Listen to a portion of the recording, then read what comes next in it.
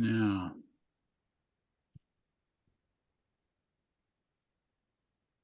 That's the meeting schedule, share screen.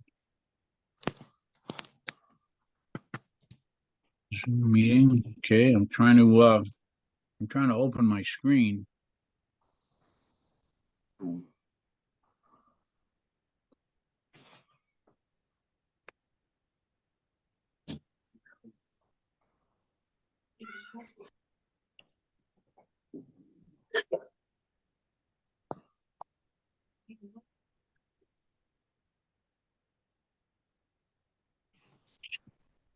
If you want it. Of course, I was about the brilliant thing. I went up without, I got pulled over for anything. Full screen with this. Really? Okay. Meeting. 20 participants.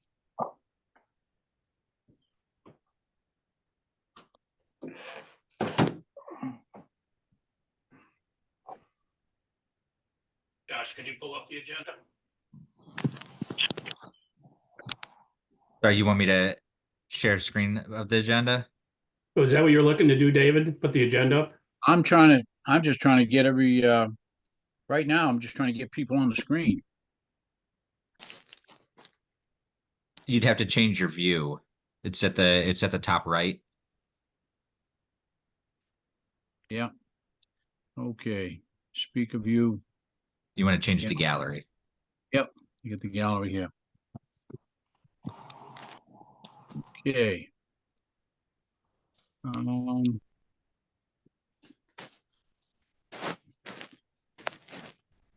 All right. And I'd like to call the meeting to order. It's 6:05, 6:03. And the agenda purpose of this meeting is for the demolition delay request. The applicant for 96 Main Street. I see the applicant here, Brian. Yes. Brian, would you like to present your project? Yeah, and it's actually going to be Adam, my cousin and business partner, that's actually going to kick it off. Okay. Well, Hi, David. hi, Adam. Okay, if you would like to go ahead. All right.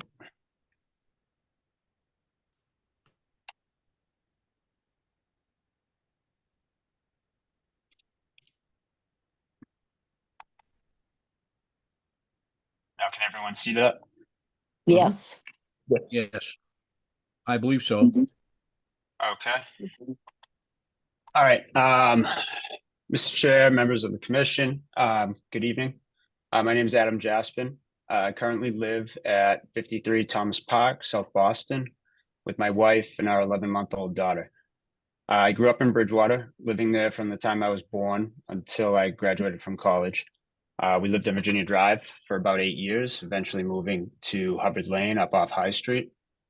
I attended Bridgewater Rainham, where I was a member of the hockey and lacrosse teams. I have fond memories of my time spent growing up in Bridgewater. I graduated BR in 2007, attended Mass Maritime to study marine engineering. After college, I worked offshore as an engineer, primarily in oil and gas for about 8 years before founding Centerline Development. My wife, Samantha, also attended BR, having grown up in Rainham.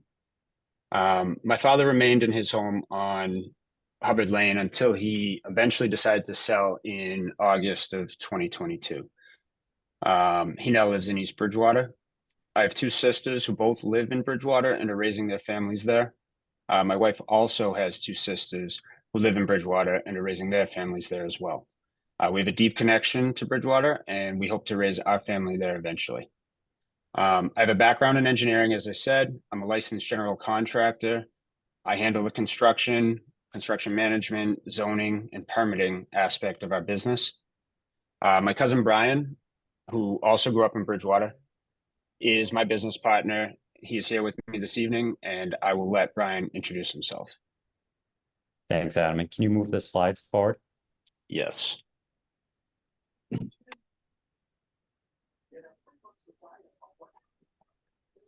Hello, everyone. My name is Brian Jaspon, as Adam mentioned. I currently live in Atlanta, Georgia. And similar to Adam, I also grew up in Bridgewater. I spent 22 years living on Vernon Street. I attended the Bridgewater public school systems all the way through and eventually graduated from Bridgewater Rainham in 1996. After high school graduation, I attended Bentley College, where I received my undergraduate degree in accounting and then continued on for an MBA. I'm a licensed CPA and have spent the past 25 years working in finance and accounting, including 9 years with a Big Four accounting firm. I now handle all the finance and accounting work for our company, Centerline Development. I will say we analyzed this property for various uses, including keeping the existing structure. We'll walk through what we looked at and how we looked at it and show why it didn't make financial sense to keep the structure as is. After marrying my wife, we moved back to Bridgewater to start our lives together and raise a family. We eventually ended up moving to Atlanta for purposes of my wife's career. We've also brought our architect with us. He won't be presenting tonight, but I wanted everyone to get a chance to be familiar with him. Eric Zackerson is the founder and principal of Context LLC. He's got 25 years experience in the industry. He's got extensive experience designing new construction to fit the fabric of a neighborhood. All right. Now, 96 Main Street. It was built in 1895 by Herbert Conant. We sourced that information from the Mass Historical Commission. The property's roughly 4,000 square feet of living space. The lot is 39,000 square feet, just shy of an acre. It's currently owned by Malden Real Estate Development, LLC. It was on market for 661 days prior to going under agreement with us. Malden Real Estate Development, they paid $400K for the property in 2019. They currently lease the property out to students. They are also the owners of 48-50 Central Square under a separate LLC. That property was on market for 472 days before the listing expired on May 1st. It was most recently listed at $1,095,000. The current owner has no intention of rehabbing these properties. The properties will likely remain as is and continue to fall into disrepair. 96 Main Street very visibly has fallen into disrepair and has been neglected for more than 30 years. As I said, it's currently leased to students, and speaking with the police department, it is a constant source of calls. Actually waiting on a formal report from the police department, but I think it's no secret they're there very often. The property needs extensive renovation beyond fiscal possibility as a single family in the Bridgewater market. Being a single family on an acre lot downtown, this is not the highest and best use of the land. The building's riddled with asbestos and lead, which are extremely expensive to remove. We have a lead asbestos, we have an asbestos removal quote in hand for $30,000. The lead abatement is estimated to be over $100K. Average days on market for a single family home in Bridgewater are 28. This property was on market for over 661 days before we put it under agreement. Average sale price, $641,000. Target property purchase price, we have it under agreement at $899,000. Of course, the majority of these comps consist of homes in subdivisions with garage parking, which this does not have. We did several exercises on how we could potentially preserve the property. We looked at it as a single family, as 4 condos, cutting it up into 4 separate living spaces, and as a multifamily rental property.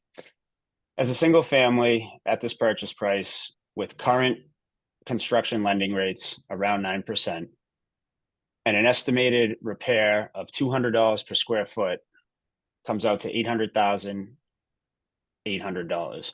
With taxes and interest carrying costs, it's a total project cost of almost 1.9 million. The estimated sellout doesn't even come close. So obviously that is not a fiscally possible avenue as a single family.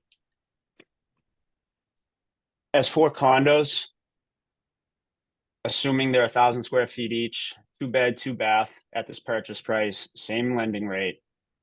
To do quality condos and to accommodate for sprinkler, fire alarm, demising walls, all of the code requirements to build multifamily, we'd be at an estimated $220 a square foot, or $900,000. With carrying costs, it's a total project cost of over $2 million. The estimated sellout is 1.8 million. That's assuming the condos each sell for 450,000, not fiscally possible.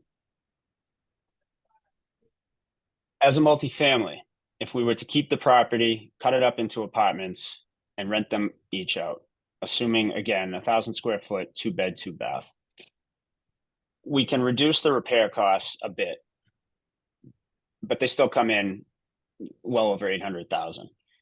Total project cost of 1.9 million. We would have negative cash flow for the first 6 years with an estimated 26 years to recoup the investment. If we were able to refinance the property, which it's virtually impossible to do, we would need to leave over 900,000 in equity in the property, which is why it would take so long to recoup that investment. Assuming $1 million refinance, that leaves us with a debt service coverage ratio of 0.89. There's no bank that will refinance a rental property with a DSCR below 1.25. It's impossible. Other options we've looked at keeping the existing structure and adding new homes around it. This option presents significant logistical issues and is generally unappealing with the designs we tried to come up with to fit code requirements. It also is directly in contradiction with the new zoning. In addition to that, the option would leave us with virtually no green space and very limited parking. We did consider state grant funding, and I put a call into the Mass Preservation Projects Fund. Unfortunately, a private residence is not eligible for state and federal funding unless it is listed as historically significant, which this property is not, and the gentleman at the Mass Preservation Projects Fund confirmed that for me. It is noted on the Mass Historical Commission site for its age and architecture, but it is not considered historically significant. It would need to be a public use facility for the state to consider it for funding. If anybody would like to call to confirm that, the phone number is on the slide. There's also a link to the website.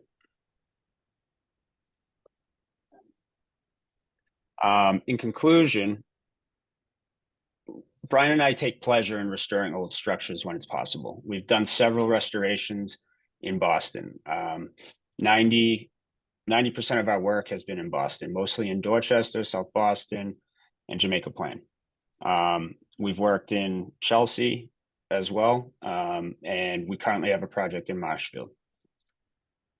Whenever possible, we like to restore properties. Here, there's no avenue that is fiscally possible to maintain the existing property with the current cost of materials, labor, and debt. The presence of asbestos and lead only make that worse for us. We hope the commission will consider the economic hardship that we're presented with and embrace the fact that demolishing the building will make way for much needed homes in town. The homes will be green, consisting of solar panels, all electric appliances, HVAC, and hot water. We're aiming to not use any gas here. The homes will be within walking distance of downtown, all that the CBDR will offer, including the new train platform, restaurant space, and local shopping. Our intention here is to create much needed housing in town. Our proposal will be consistent with the goals and objectives and priorities of the comprehensive master plan. I don't have anything else to add to that. Brian, do you have anything? Yeah, the only thing I'd add, I know we threw out a lot of numbers here tonight. In addition to losses that we would incur if we tried to take some of those actions and keep the building as is, ourselves and anyone else wouldn't be able to get lending with the way the numbers look.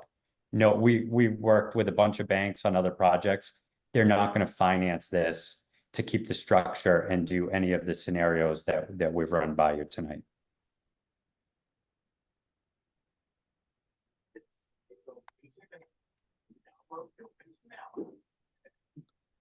Mr. Moore, I think that would conclude our presentation.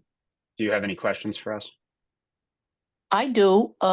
Sherry Anderson, how many homes are you planning to put on that lot? We don't have a definite number yet. That's something we'll work through with the planning board. What would be a reasonable number? Well, a by right project here would be 18 units.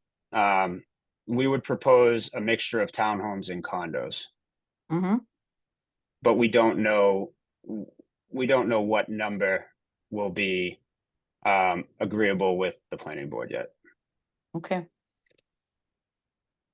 Thank you.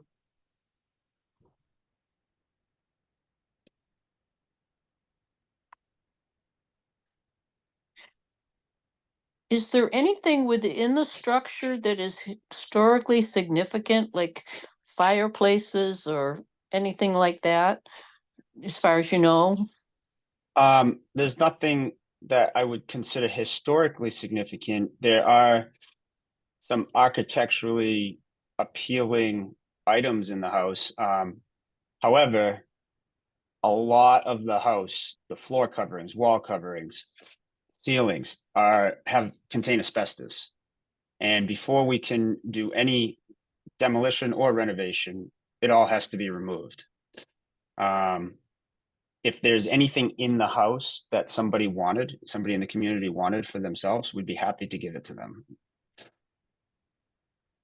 Could the commission arrange a walkthrough with you? Yes, we can work with the seller to arrange access. Okay. How many students have been living in there? I'm not aware of the number of students that live there. Okay. All right. Have Do the there other ever commission been any members have it? grants? Do Have any there other ever been any grants? Are there any other commission members who have questions? Okay. Hearing none, then I would like to open it up to the participants. Let's see. Is Josh still with us? No? Yep, I'm still here. Okay. If you have a question, if any of the guests have a question and you'd like to ask that of the applicant, I'd like to open it up to somebody. Looks like Janet has her hand up. Okay. Hi, Janet Hanson, Pleasant Street, Bridgewater. Can you hear me okay? Yep. Yes. Yes. A couple of questions I have is, why did you buy it in the first place? And you mentioned about homes and you said you couldn't tell, but the answer to the question was 18 separate, 18 units or something. Are you talking 18 separate buildings or one home that has 18, or one building that has like 18 units? What do you mean by 18? And what kind of structures or home, I would hope that if this is torn down and you have to rebuild, that these homes would be matching the area and not modern looking. But we're all concerned about it being torn down, but we're thinking, if you're tearing it down, how many buildings are you really thinking of? You must have some idea and what you want to go for. And I know it would have to be approved. So I'd like to start with these questions as to why did you buy it in the first place? And how many homes do you have an idea of what you're thinking of regardless of whether or not it's going to be approved, and what kind of homes and, you know, how are you planning on setting it up? That's it for now. Thank you. So first of all, we haven't purchased the property yet. We have it under agreement. We're set to close in June. As far as the proposed structures go, we're working to design a proposal that fits the new zoning and the new comprehensive master plan. So with that, the proposed design would be a mixture of condos and townhomes. We would propose two multifamily buildings up at the front of the property that are street facing with limited setback. One of which will likely have a retail space on the ground level. Behind those, we envision a series of townhomes. So there would be probably a mixture of 4 or 5 structures. It's tough to say right now, but it would be contextually, it would fit the fabric of the neighborhood. We wouldn't put something there that doesn't fit it, not something modern. We would use lap or shaker siding, cedar shake siding, materials that make sense in Bridgewater and that keep that drag of Main Street coming in from West Bridgewater looking the way it's intended to. We don't want to put something that's going to stick out like a sore thumb. It just sounds like a lot of buildings on that property, even on an acre lot. That's a lot of building, and townhouses doesn't seem to fit. So that's my comment, is the concern about how many amount you're building. And I know if you haven't purchased it yet, but you know, what was the incentive to buy it, or attempt to purchase it, as to knowing that the building had to be torn down. But townhouses don't thrill me. So thank you. Well, one thing I'll stress there is, you know, in the presentation we went through it, you know, Adam and I are both from Bridgewater. We spent a number of years there. Our family still lives there. And when I come back to town and I drive through the center in certain areas that I grew up going to the bowling alley and everything, and see what's going on there with properties that haven't been touched in years and what it looks like now, we want to clean it up and do nice things for the town. We don't want to do things that don't fit with the area or are non-pleasing for the residents. You know, our family's still there and we still visit often.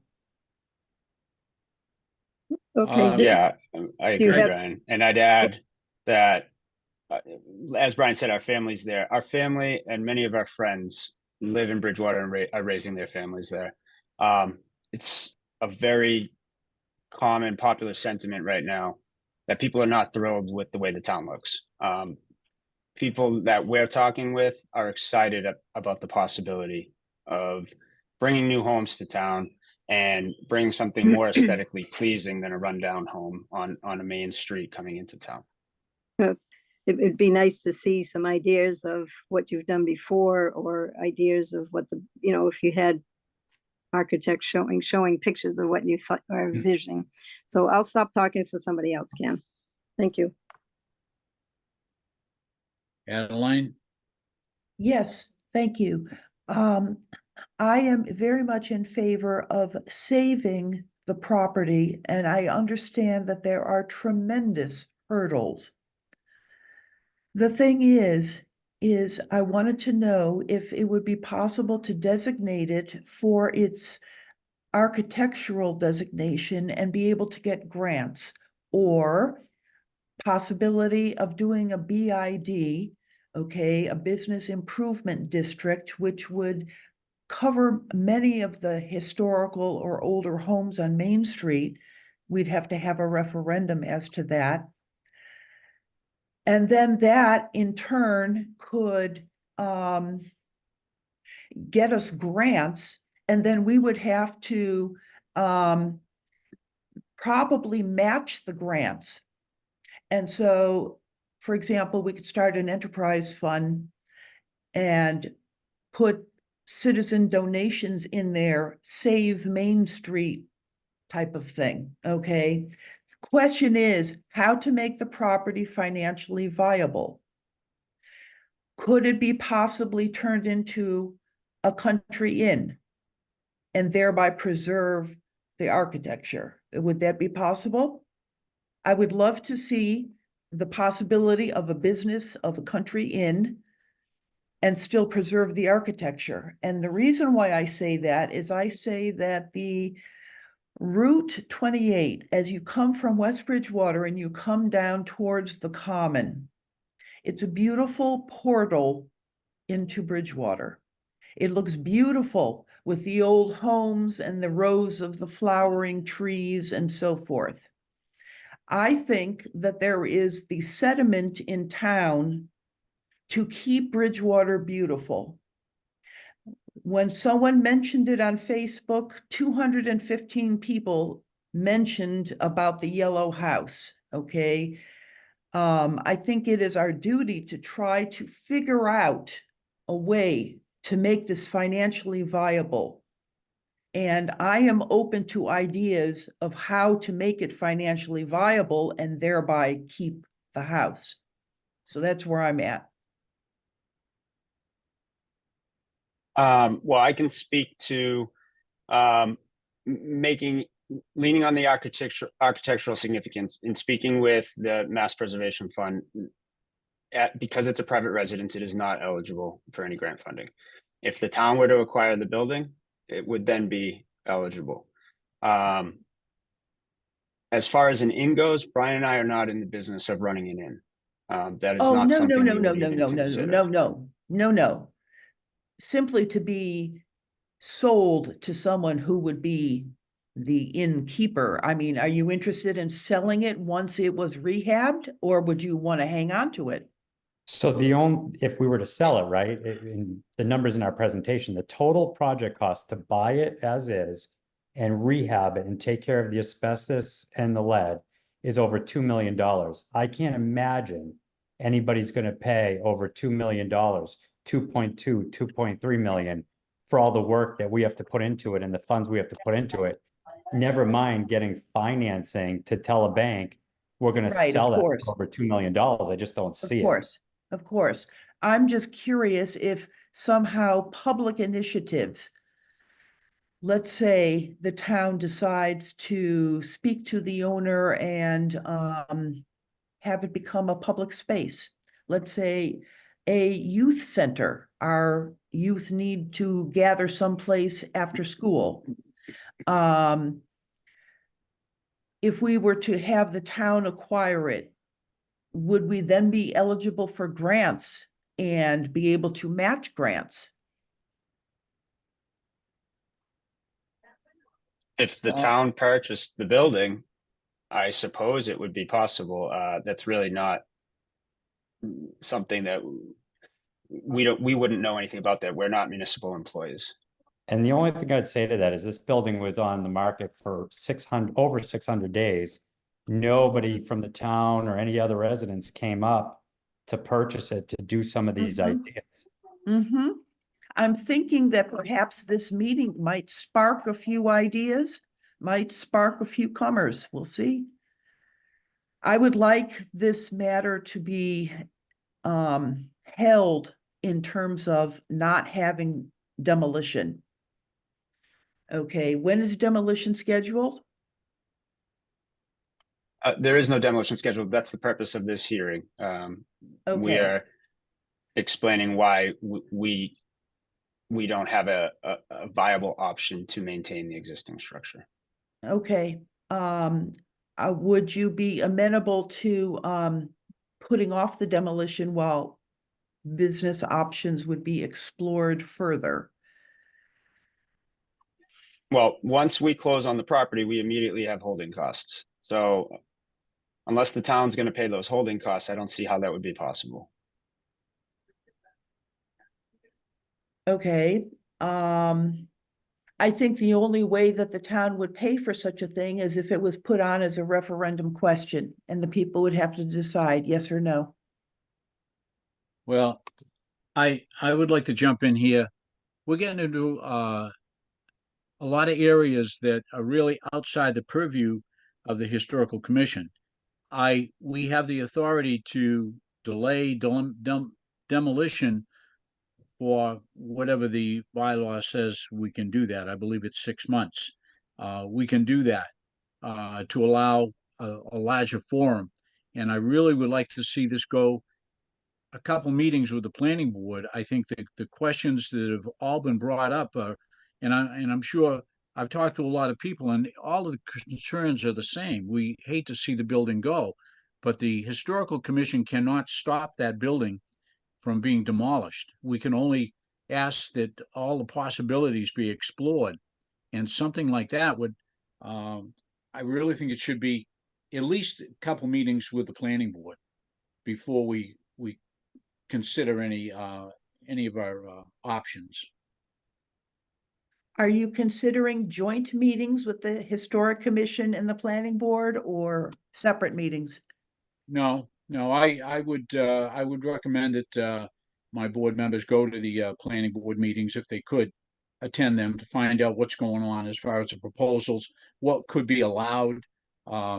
It's possible that the planning board would not allow as much housing as it's been presented tonight. Other options may come up, so I would strongly encourage the commission members to attend as much of the planning board information as they could. So When is the Planning Board hearing, just for general knowledge for everybody listening? I haven't heard. Gentlemen, do you have any preliminary dates for the planning board yet? No, we have not scheduled a hearing yet.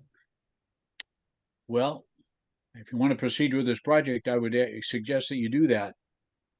Otherwise, we're just going to sit out the 6 months and then have to make a decision. So. Okay, yeah, we had intended to have this hearing before reaching out to the planning board, so we can go ahead and do that. Okay. Well, I ask that you pursue that as soon as possible. Is Excuse there me? not? Sorry. Excuse me? Donna, Yeah, I don't know how to sign in or raise my hand. I'm having trouble with that too. Yeah, can I talk or is someone Yes, else go ahead. online? My husband worked for a while with a asbestos mediating company back in the 80s. And when we were selling our house, there was some lead paint issues. It was 200 years old, but we had to do a lot less to remedy it than was initially prescribed when they first started being aware of this. And I'm wondering, is that $2 million completely gutting the place, or like we only had to paint the woodwork up as far as little children would be able to nibble, for one thing, to cover up the lead, and asbestos, that was another thing. It just wasn't as extensive. Is that the worst case scenario, or are there ways to make it a little less painful, I guess? So the $2 million doesn't even factor in really the cost of the lead paint and the asbestos. That is just from our historical experience, what it costs to renovate a building. And this building, based on Adam's tour of the inside, definitely needs some extensive work to make it readily viable for people to live there other than college students. Because they're living. And Yeah. with yeah, College with students can live regard anywhere. to with regard Well- to the lead, Donna, what you're referring to is encapsulating. Yeah, If guess. this were a home that we lived in, if I lived in, I would likely intend to encapsulate. But to renovate and sell this, we need to gut renovate. We can't encapsulate. We need to remove, Okay. properly remove, and sell with a certificate showing that we know for a fact that there is no lead left in the house. Okay. So that's a little different then, okay. Can I jump in? when- here? I've had my once- hand up for a while. Okay, I wanted go to ahead. go to a side issue that you raised, and that is, if I'm correct, you said that the current owner of this property also owns property that faces onto the common, and you showed a picture. And that the current owner has no intention of rehabbing either one or fixing it up. Is that correct? So if That's what- correct. if what I heard is correct, then I would ask my fellow Bridgewaterites to use this as a wake-up call. Because this is one, and if you don't take care of the building on the common, then it too will go. And so forth and so on. We do have that. The second is that I love coming in on Main Street, and I love imagining what it was. But if you drive along and take a real close look, there are many properties along there that really are not in good condition. They're not beautiful as they were. They're only a memory. And so I think we need to take a really close look at what our town looks like and who owns what and what they intend to do to maintain or rehab the properties, rather than getting too fixed on this. You have an opportunity when it comes before the planning board to review the building structures and the architecture. So I would say let's get smart and let's be more proactive. This is, the trains left the station. And when properties sit on the books for almost 2 years, that is not a good thing either. When all the other single-family homes move pretty quickly right now, but the properties around the common are not all leased, never mind owned, and this property sat there for 2 years. And that would be the story up and down Main Street, I'm afraid. So anyway, that's my take. I appreciate the team coming tonight and taking some time to answer our questions and bring us up to speed and give us a chance to maybe be a little more proactive on behalf of the community. Well, this isn't the first time I've seen this happen. Many of you remember the 2 homes that were on the site of the present CVS, and they went down through demolition by neglect. The buildings fell apart. The owner wanted to do something with it. He wasn't able to do what he wanted to do. He couldn't find buyers and so forth. And this could be the start of a chain reaction on Main Street. So if the town is going to do something, I can only strongly recommend that they do something. I mean, we only have 6 months, and that's it. But nothing else. The people have to get together and do something. I mean, they can't keep saying, well, you're going to do this and you're going to do that, and nobody does anything. So,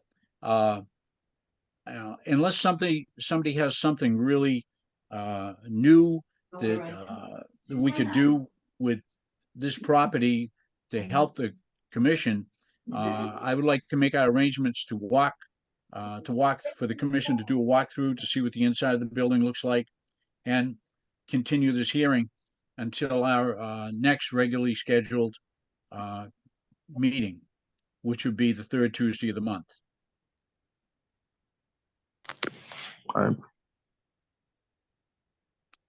Does anybody have anything really new, different? And I think we all feel the same.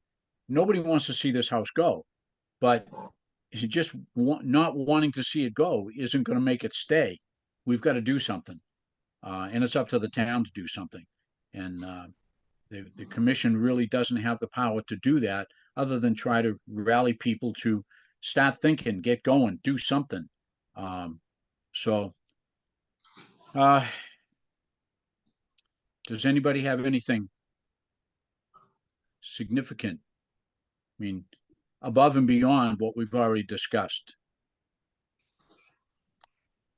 Okay, then to the owners. I do, Pardon? David, I'm sorry, I had my hand Donna? raised. Okay, go ahead. Yeah, Donna Jewell, 50 Keith Place, Bridgewater. I do have a couple of things. One of the questions that I have is that you mentioned at the beginning that people you've been talking to in town are excited about the prospect of this proposal. Could you tell us a little bit more about their excitement and who you've been talking to about this? Yeah, I'm 35 years old. I have quite a few friends who have moved back to Bridgewater and are raising their families there. They're all expressing the same sentiment about what the downtown area looks like. Nobody's happy about it. When Brian and I discussed the possibility of buying property in Bridgewater to renovate or build new, everybody I've spoken to about it in town, our friends, kids that I went to high school with, including my sisters and my in-laws, they're all excited about it. They're all expressing the same feelings about what downtown looks like. They want to see change, and they're happy about this. Okay. Any other questions? Yeah, David, I have a couple more things Okay. I'd just like to share, Go ahead. particularly with the commission. Go ahead. Just like to make us the statement that just because this property is in need of repair does not mean that it's in need of being torn down. There's a huge difference in that. There are many homes and properties around town that may be in need of repair, but don't necessarily fall into the category of a tear down. I understand the numbers. I own commercial property myself. I own the second oldest home in Bridgewater. I get what all of that means. I understand it from an investment standpoint. But my concern is that if it's had been running as a rental property for all this time, it must be in decent shape or it wouldn't have been allowed to be rented. So that tells me that there's some viability to the project or to the house as it stands today.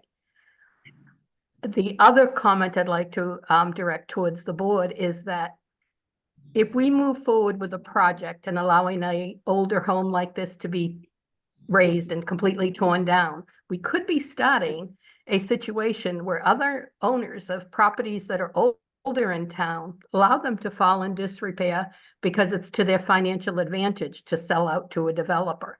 I just raise that as a caution to the people on the commission, and I'll do the same with the planning board, because I can kind of see that happening if people look at the dollars involved, and then we lose the residential properties and they become commercial.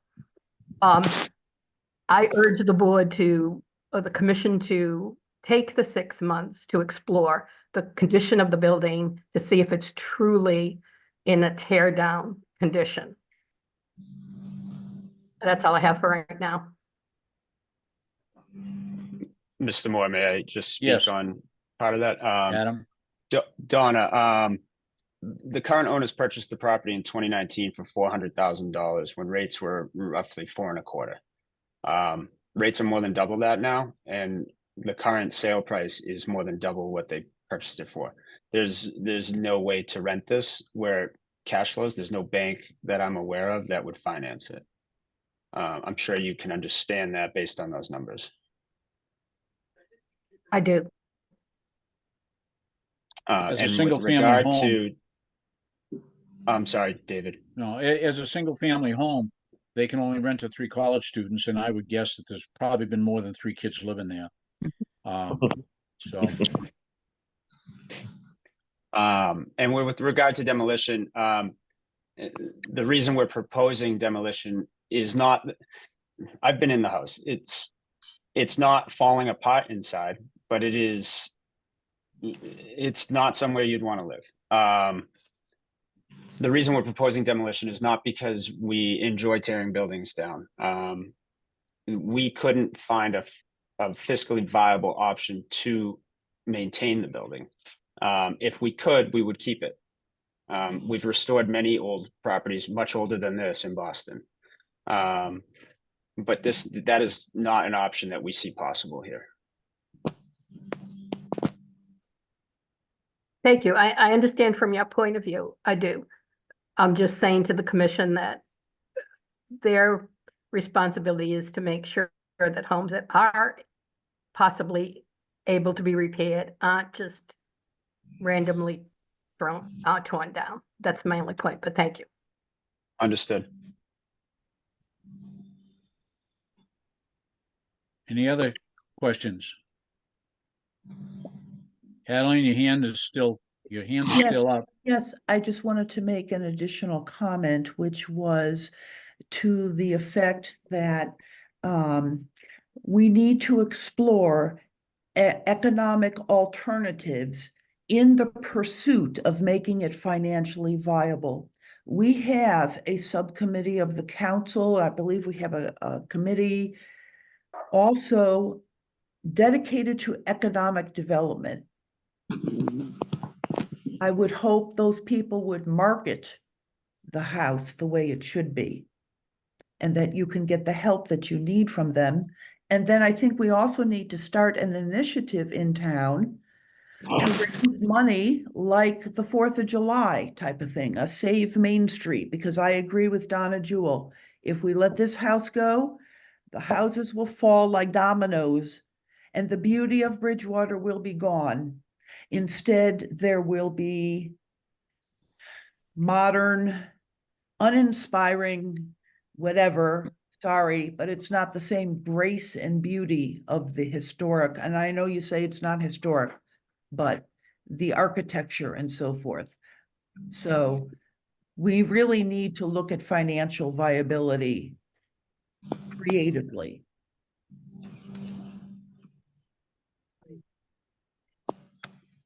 I don't know if you can help me, but I was trying to get. Any other questions? She gave me the phone number, but then I called and said it wasn't valid. I don't have any questions, but I did want to just say that I agree with Adeline and Donna. My name is Caitlin Barry Brown. I live at 201 Main Street. We purchased our home shortly before this property was listed in 2015.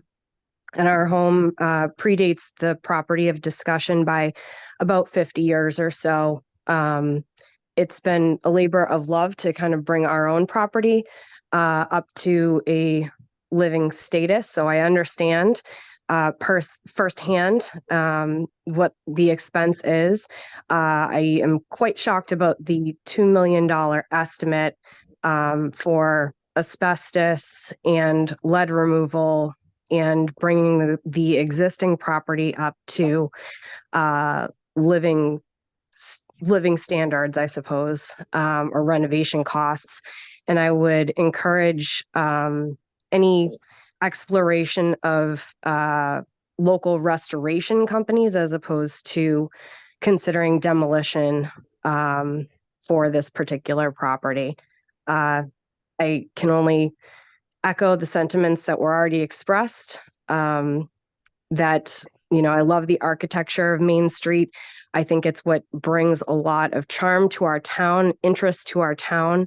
It's one of the main reasons that my husband and I purchased our property here in town. I was not born and raised in Bridgewater, but this house came on the market and I fell in love with it because of the architecture, because of the history of our home.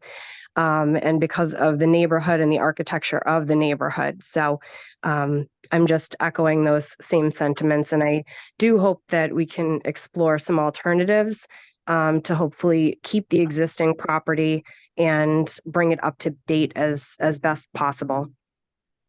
And Caitlin, just let me chime in 1 minute there. We weren't saying the cost to repair and remove the asbestos and lead was $2 million.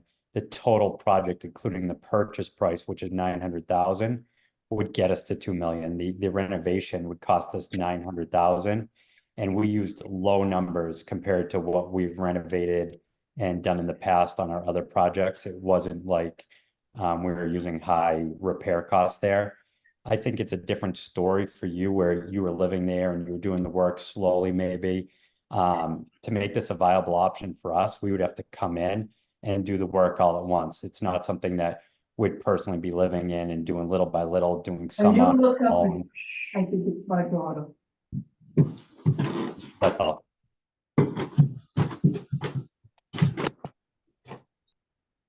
Okay, I really think everybody's on the same page on this one. Nobody wants to see the house come down.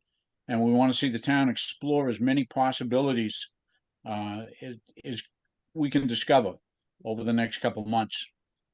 So I would suggest that the applicants make contact with the planning board and find out exactly what you're going to be able to do there to see if the project is going to be viable for what you want. And in the meantime, it will give the town a chance to look at some other possibilities. I have a new hand up, one of our counselors, Mark. Do you have something to ask?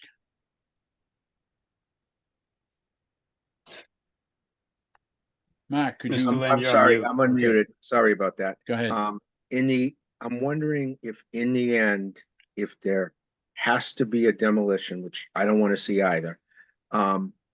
If it could be, the developers know that we would like to see something in the style of that building. So I know there were no renderings or no plans or anything like that, but I've only been here myself for 5 years. I moved here because of the charm of this town. I lived here the first year of my life, and I do want to see the commission do the walkthrough as David proposed, and I'd be anxious to see what's going on at the planning board. But I would ask the developers that are here, and I do understand economic realities, when and if there's something designed with some of the buildings that they meet the historic character of the town. Okay. Yeah, Any other Mr. Lind, comments? oh, sorry, David. Go ahead, Adam. I was just add that anything we put there, we want to fit the fabric of Main Street. We're not looking to put a modern looking contemporary style building there. A lot of our previous projects actually have a similar style. And we would use materials for the facade that match the area with, I think I said it earlier, but lap siding or cedar shake siding, likely an aluminum clad window, pitched roofs, things like that, to fit the look of Main Street. Where we don't want to put a building you'll see in downtown Boston on Main Street in Bridgewater. It doesn't make sense. Thank you. Any other comments?